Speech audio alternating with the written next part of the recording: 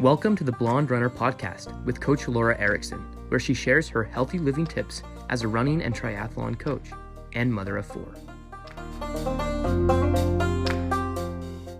Hello, welcome back. And today I'm really excited about this interview. Actually, it's with the Live On Utah program. We're going to be talking about suicide prevention today. I'll be interviewing Alyssa Mitchell, and she's new to the Utah Department of Health and Human Services, but she's been working in suicide prevention for like 7 years. She's a certified question, persuade, refer trainer and vital cognition trainer. We'll learn more about that as we talk to her. In addition to providing suicide prevention at a community level, Alyssa now oversees the Zero Suicide Prevention assisting clinics with implementing policies to identify patients at risk for suicide and connecting them with the necessary care and follow-up. In addition to this, Alyssa is a co-chair for the Worksite Suicide Prevention Work Group with the State Suicide Prevention Coalition and assists websites in providing training and updating policies to support suicide prevention efforts in the workplace. She is currently living in Layton with her husband, James, and their daughters, Zoe and Mila. So I'm excited to talk to her. Hello. Hi. We got it to work.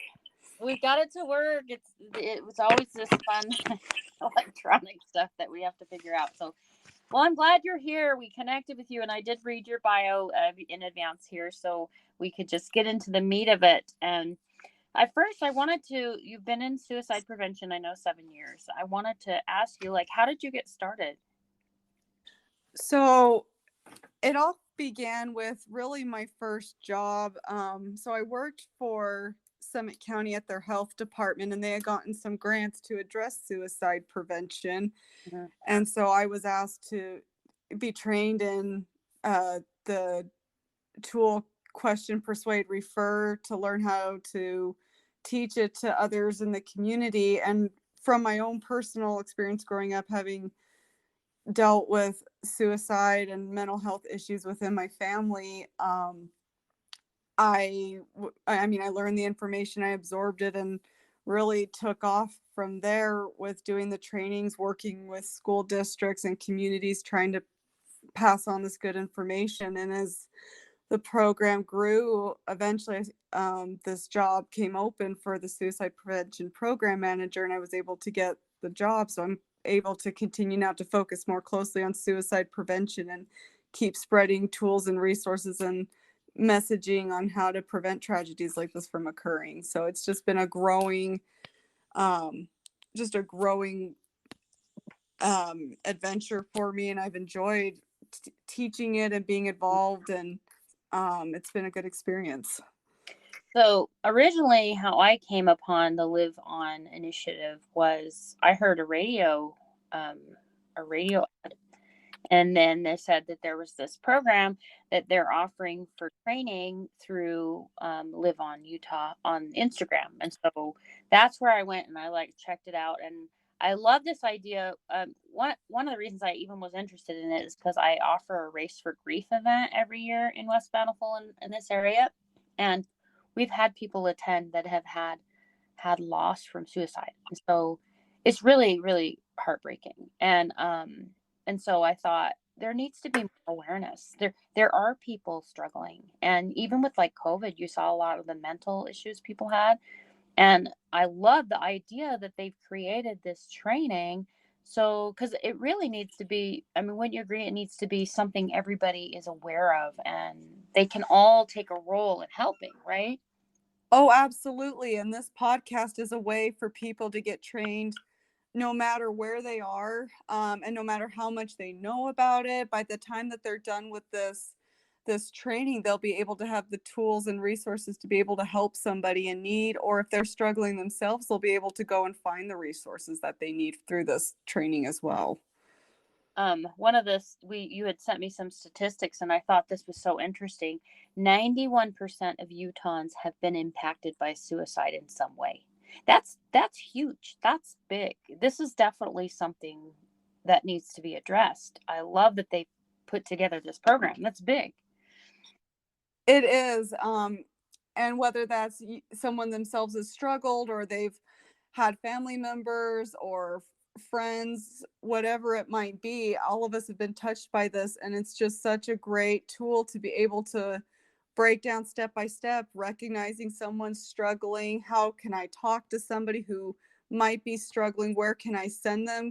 Because that's one of the biggest reasons I think people even hesitate to reach out and help in the first place is, well, if they are struggling, like, what am I supposed to do?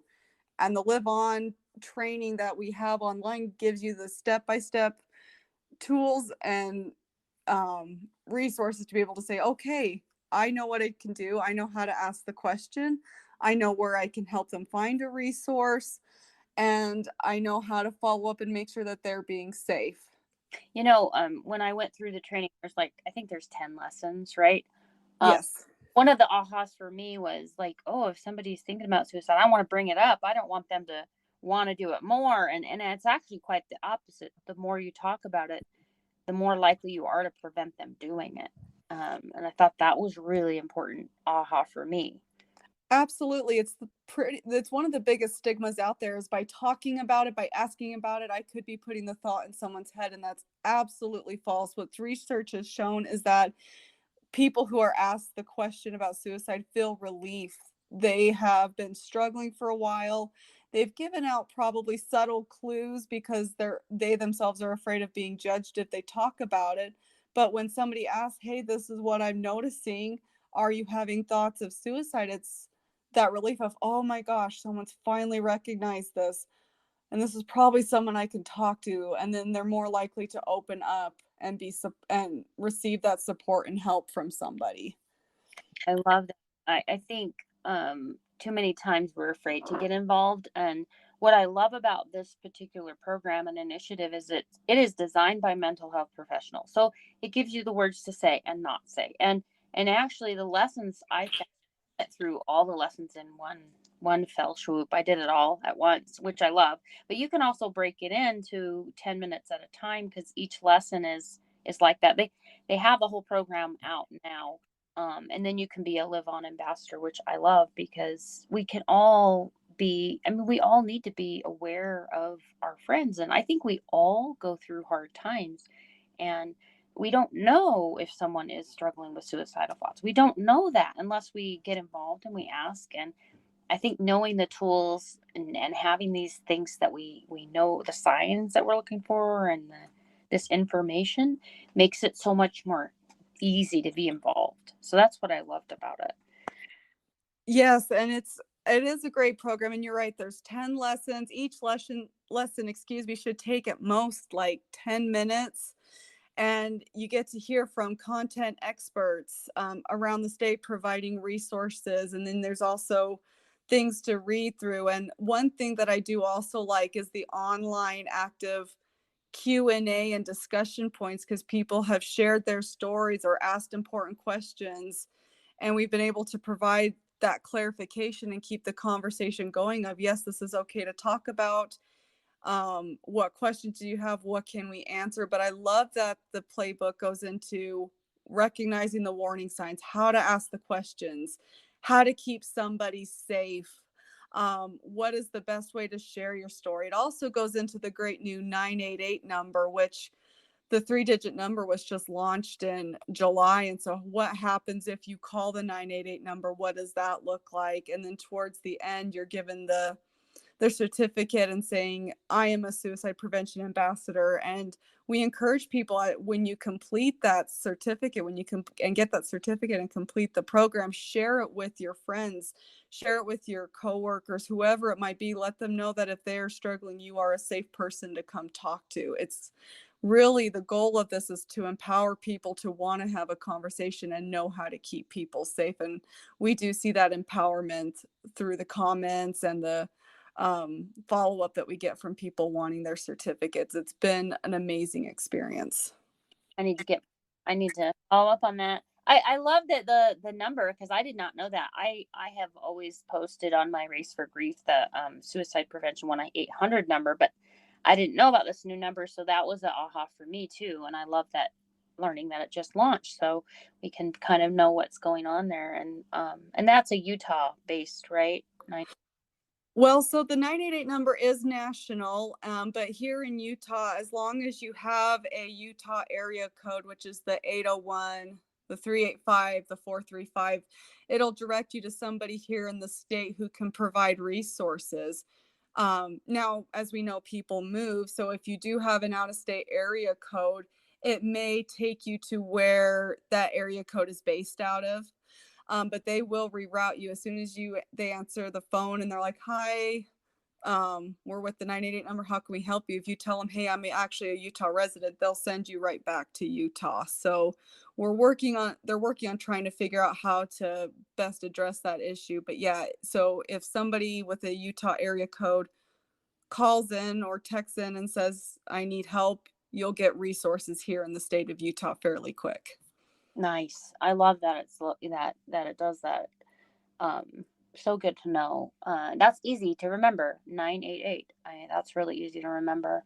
They Um, wanted it easy and they wanted it similar to 911. So 911 is like physical health crisis, 988 is a mental health crisis. That's why they wanted to make it so simple. I think it would be useful for those listening in. I mean, maybe you know someone that struggled, or maybe you struggled yourself. If you're listening in, maybe we can go through some of these talking points that you sent me, which is those, like, the warning signs, the prevention type things. Like, what are people watching for when they maybe see someone? They're, what do we look for when we're trying to help? Right. So a couple of clues may come up. First of all, is verbal clues. So what someone may say. So if somebody makes a statement like, "I just want to go to sleep and never wake up," or "if something doesn't happen, I'll kill myself." They may be even a little less direct where they're, "What's the point? Nothing's going to get better. People would be better off without me. My family would be better off without me." Mm, When people make these statements, it will generally create a feeling of uneasiness. It should set off a red flag in someone's mind saying, "Well, this sounds hopeless. This sounds serious. This sounds scary." Other warning signs you may see would be somebody suddenly drinking more or using drugs more. Perhaps they withdraw from activities. So maybe they work out a lot, go to church, participate in a club or something, and suddenly they stop showing up. They stop participating and they're not there anymore. Um, Someone who's feeling isolated, which was a huge problem during the COVID-19 pandemic because we were, for a long time, told to stay home because we didn't want to spread the illness. But beyond that, even especially in some of our rural areas, it's easy to feel isolated from people, to not feel like you fit in, to not feel like there's places where you can go and have similar interests or be around people who share common interests. And so that feeling of isolation and expressing how alone someone may feel is a warning sign. mhm, um, Also, people who are showing signs of depression, anxiety. Maybe they're even more irritable or angry than they used to be. mhm, And then maybe after a while of feeling this way, they're suddenly calm again. mhm, Um, and then if obviously, like if someone's giving away prized possessions and they don't really explain why they're doing it, that's also a big warning sign as well. So what we encourage people to do is, as you see these warning signs, as people say certain things or do things, or even if you know someone going through a tough situation, it's good to check in and say, "Hey, I noticed these things about you. I notice you're not coming to church anymore, or I notice you're not um I notice you've been drinking more. I notice you seem a lot more stressed out and agitated. These things concern me. I'm concerned about you. I'm worried that you're having thoughts of suicide. Are you having these thoughts?"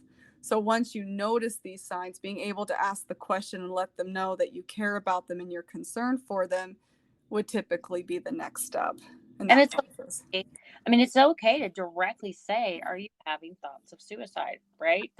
Oh, absolutely. Yes. It's okay to ask that direct question because, again, it's not going to put the thoughts of suicide in someone's head. People are either thinking about suicide or they're not. So even if you ask, "Are you having thoughts of suicide?" and maybe somebody's not, you're not going to put the idea in someone's head.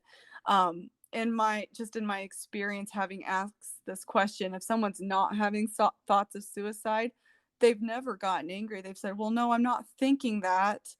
I can see how you were thinking that, but no, I'm okay. And it still opens that conversation of, okay, but is there something else I can do for you? And then if they are having thoughts of suicide, then we go into that how can I help you mode. Tell me more about what's going on. Let's see if we can get you a resource of some kind.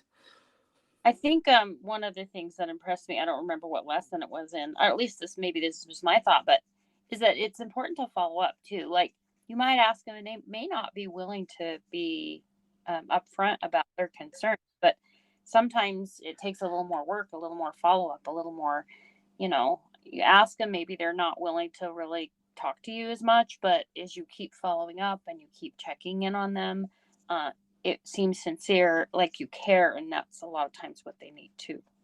Absolutely.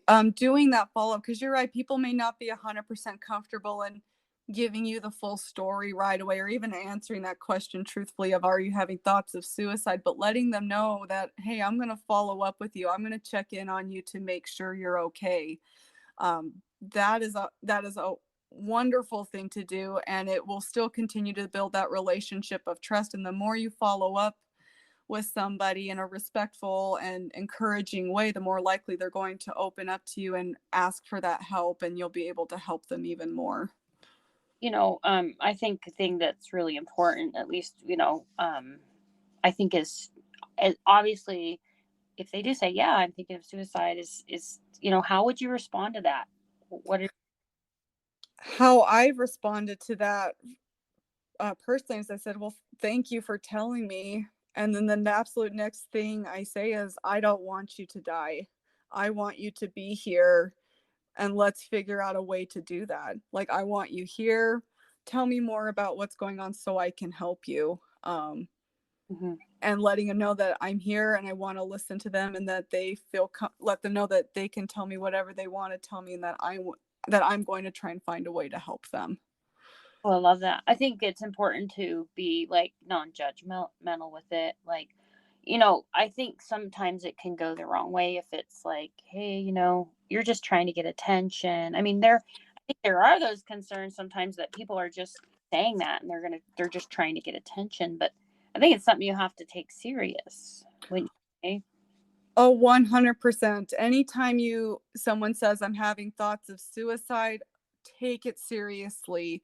Um, One thing that we teach in some of the trainings that we do at the state is that people who talk about suicide more often are more likely to attempt suicide or commit acts of self-harm to themselves. So we encourage you to take it seriously every time.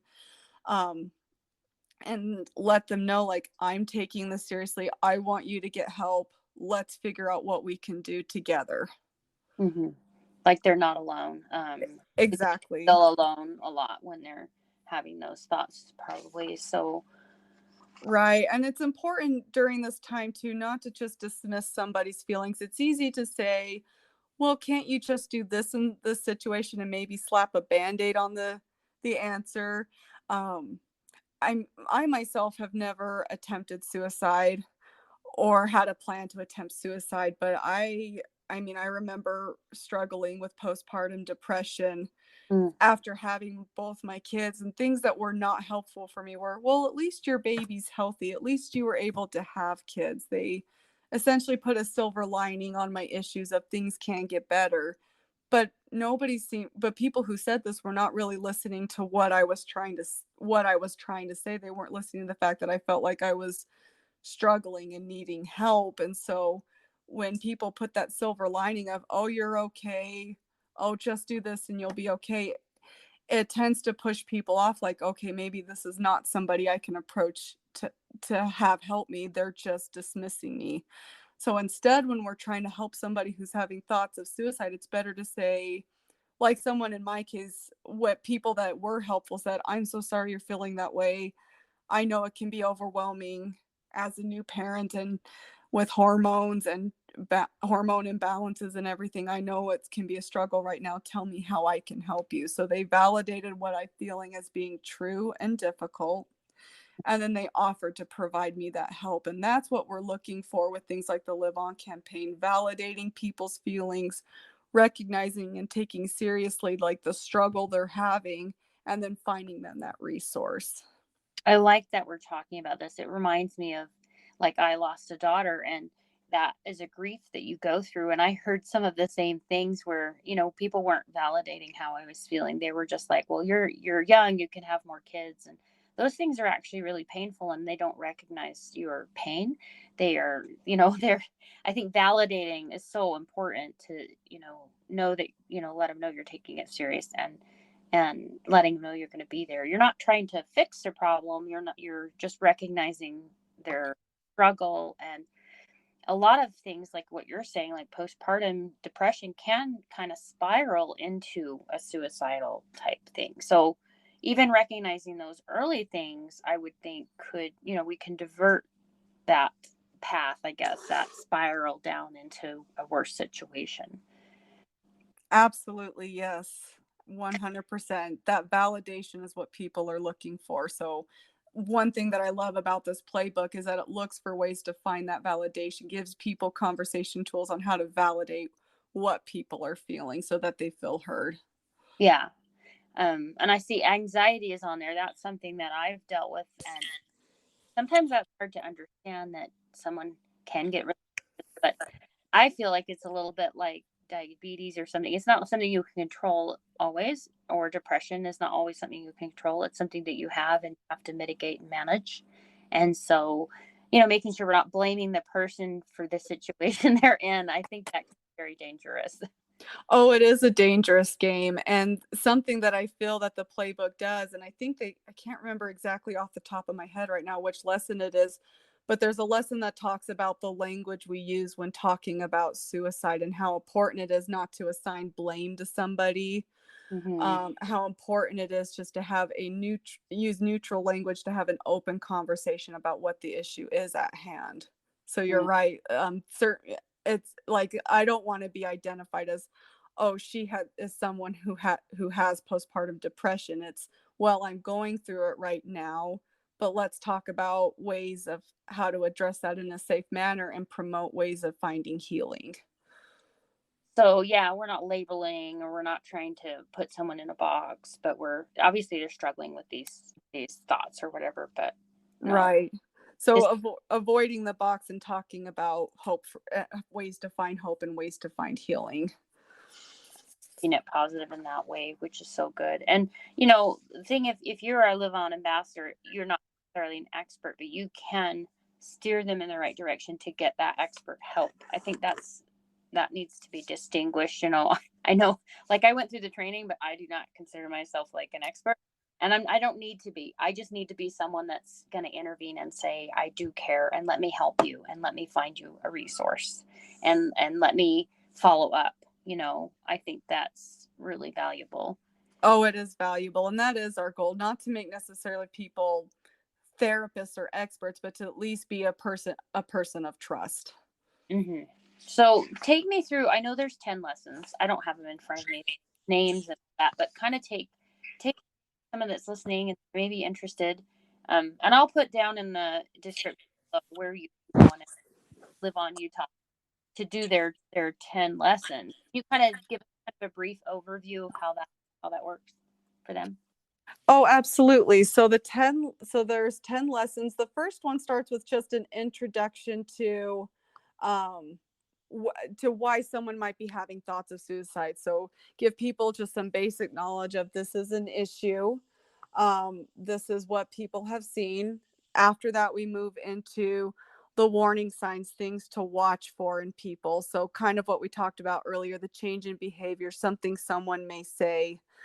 And then after that, we move into the question part of how do you ask the question if you're concerned about someone's safety.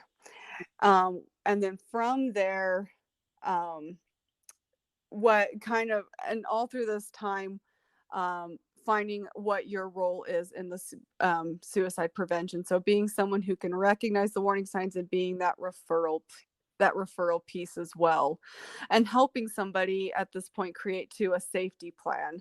So find work after you ask the question, find ways to help, find people, find resources that this person could use to keep themselves safe. So whether that's removing maybe a firearm or medication from the home, to having a list of people's names where if they are in crisis, they can contact these people.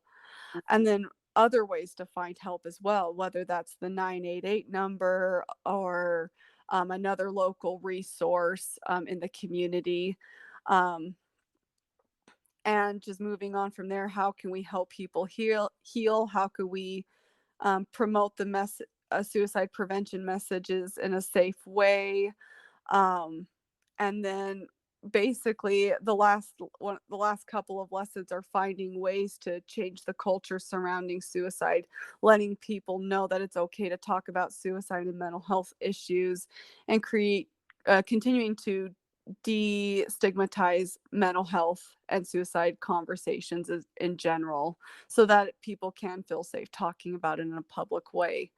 And once you go through those lessons and you answer the questions and participate in the conversations, which we do 100% want your participation in the online discussions, becoming that ambassador, knowing that you've got the basic information, and then providing people with a certificate, saying you've gone through this information, you have a basic understanding of how to help people. And one nice thing that we do offer for workplaces as well is if they can get 80% of their employees go through this program, the work site can actually get a certificate saying that we are suicide prevention ambassadors as well. And so creating that culture of it's a safe environment to have this conversation, and we're having the conversation in a healthy and productive manner. Oh, I like that. I didn't know you did it for companies. I think that's so important. When did this initiative? I mean, the lessons are really well done, I think, for Instagram, and it's very clear, and you have call to actions. It's a really great. When did it start? When did the Live On initiative begin? So the Live On initiative began a couple years ago, thanks to some funding from our state legislature. So I believe it was 2019 is when the campaign began. Mhm. And then this specific Instagram campaign was launched at the beginning of September, but it's been about a year and a half in the making. And so the launch of the playbook, when it began in September, was designed to go throughout the month of September, which is Suicide Prevention Month, and we will keep reposting and posting information on a continual basis here moving forward. So if you follow the Instagram account, you'll see the lessons continue to repop up, because we want people to continue to constantly do the training as much as possible. And I mean, it's blown up. Not even just here in the state of Utah. We've had recognition from other states on how big this campaign is, because it's the first of its kind. Mhm. And I actually got some updates even just this morning. We have had over 22,000 people complete the playbook, which is a huge accomplishment, and we want that to keep growing. So the more people that complete this, the more suicide prevention ambassadors are out there, the more likely we're going to create a culture of change where suicide is destigmatized and more people will be comfortable reaching out and getting the help that they need. I love it. I love it. I'm really impressed with how well done the program is. And then I definitely am going to look back through it, because I think what I love is it gives the words to say, because that's sometimes what we struggle with is, we see the warning signs, but we just don't know, what to say. And so I love that it gives you those things. And wow, that's shocking. 22,000 people have went through it, and it's just been a month. So that's pretty awesome. It is. We're overwhelmed by the support and how well this has taken off, and that's why we're going to keep continuing to repost and post new messages and new information as it comes up. That way the message continues to survive, and hopefully we see thousands more join in within the next year or so. That is amazing. So, how does your family feel about? Are they ambassadors as well? Did they go through the training? Your husband and you have two cute daughters, right? Yes, they're a little young. So my oldest is 8, my youngest is 6, well, about to be 6. So they themselves have not gone through it, but my husband has heard about it. He's not gotten through all the lessons himself just yet, but he's encouraging all of his coworkers to do it and helping spread the message as well. But he's working on it right now still. He's one of those who does like a lesson a week where he does it at his own pace when he's able to based on his work schedule. Good. So is there an age that you would suggest for people? I mean, this is, I would assume, mostly adults, but is it, what ages do they suggest for training? So there's not necessarily a recommended age. This was geared to target especially adults, but youth can go through this as well. I encourage, if there's any parents listening, that if they do have their kids go through it, to go through it with them so that they can have conversations together on this information, and be aware of what their kids are seeing on social media. But really, it's designed for anybody to go on. And again, if parents have youth that are on Instagram and want to go through this, go through it with them. So tell me more. I just want to learn. I did read your bio at the beginning, but I want to learn more about this, some of the other experiences you've had with the question, persuade, refer, and then vital cognition. Tell me about those.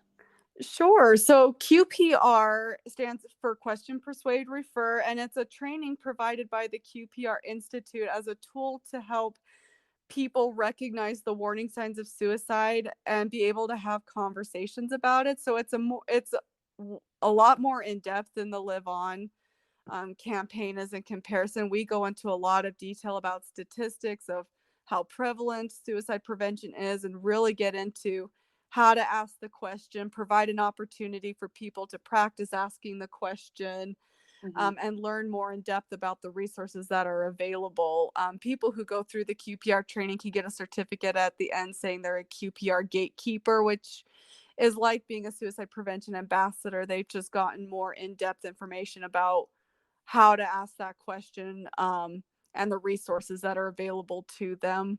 It's just a little bit more intensive than what's online. So really what the Live On campaign was supposed to do was provide information similar to that, but in a more accessible way, because the QPR training can take anywhere from like 60 minutes to 90 minutes, depending on conversations that take place. And typically we do it with groups of about 35 people. So we've gone to like churches and work sites and done trainings like that, but not everybody always has access to that. So the Live On campaign is a great resource for people who haven't had the opportunity to do an in-depth training like that. Those are more, the QPR probably are more like for counselors. And I mean, maybe everybody could, or is it national? Is that program national? QPR is national, and really anybody can take it. I mean, I've done the training for teachers, for community groups. I've done congregations, like with the LDS faith. I've gone into different stake meetings and done trainings. I've even gone into work sites and done these trainings as well, for, not only for professionals, but for other, not necessarily just mental health professionals, but really any work site. Like I've done QPR trainings at restaurant industries or bar staff before. Like really anybody who's interested in this training can do it. Now the working minds training, that, or the, not working minds, excuse me, the vital cognition training, sorry, their name has recently changed. They're now Vital Cognition, but they are more geared towards management and HR staff at work sites. So for example, I've gone in and done trainings for work sites, this vital cognition training, where not only do they get some of the information from QPR about how to recognize warning signs and symptoms, but work sites also get training in how to create a policy where if someone is struggling with suicide and an employee is looking for resource, how do we provide them that resource? Mm. Or if a suicide were to occur in the workplace, how do we provide resources to our other staff who've been affected by it? And so that one, that's a 2-hour training. It's incredibly meaningful, and definitely if there's any work sites out there, we would love to sit down and do that training with them.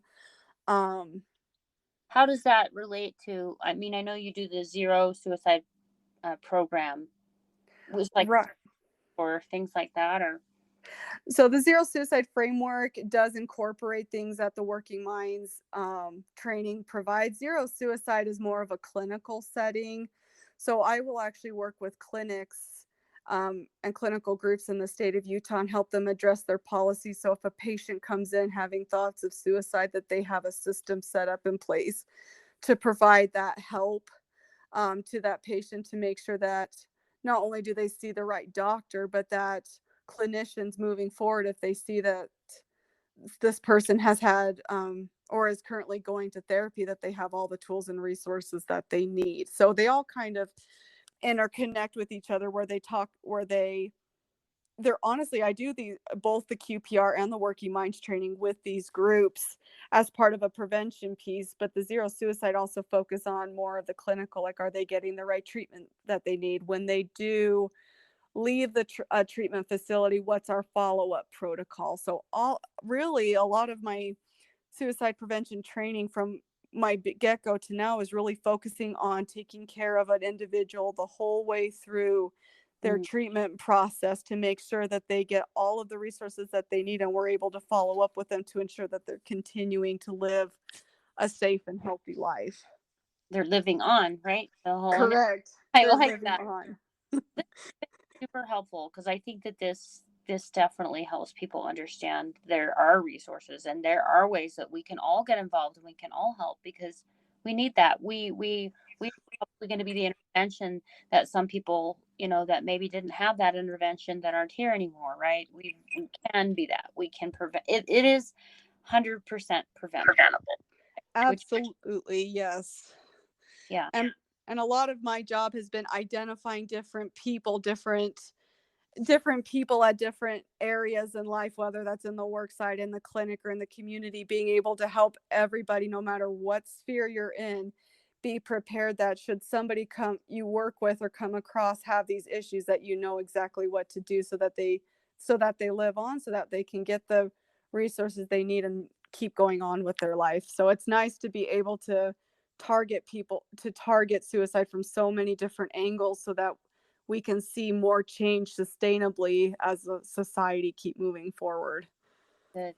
Well, I'll look forward to I'll keep following that account, and we'll definitely shout it out. And I just love this initiative. I think it's very important. You never know who's struggling with suicide, and this is that we can all be involved. We can all have a positive impact in other people's lives. So, thank you so much for being on the podcast and for taking the time. Oh, you're welcome. Thank you for having me today. I really appreciate it, and it's good to meet you. Nice to meet you too. Have a good day. Thank you. You too. Bye-bye. Bye. Thank you for joining me for this episode of the Healthy Living Podcast. Be sure and check the show notes for resources or links that we mentioned in the show.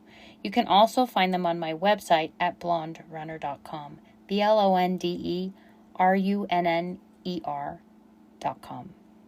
You can also find me on Instagram at The Blonde Runner with an E, and Coach Laura Erickson, and that's LORA.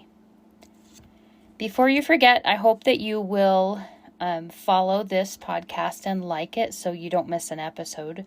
Also, it really helps if you leave a review so other people can find it, and share it with your friends. Until next time, live well.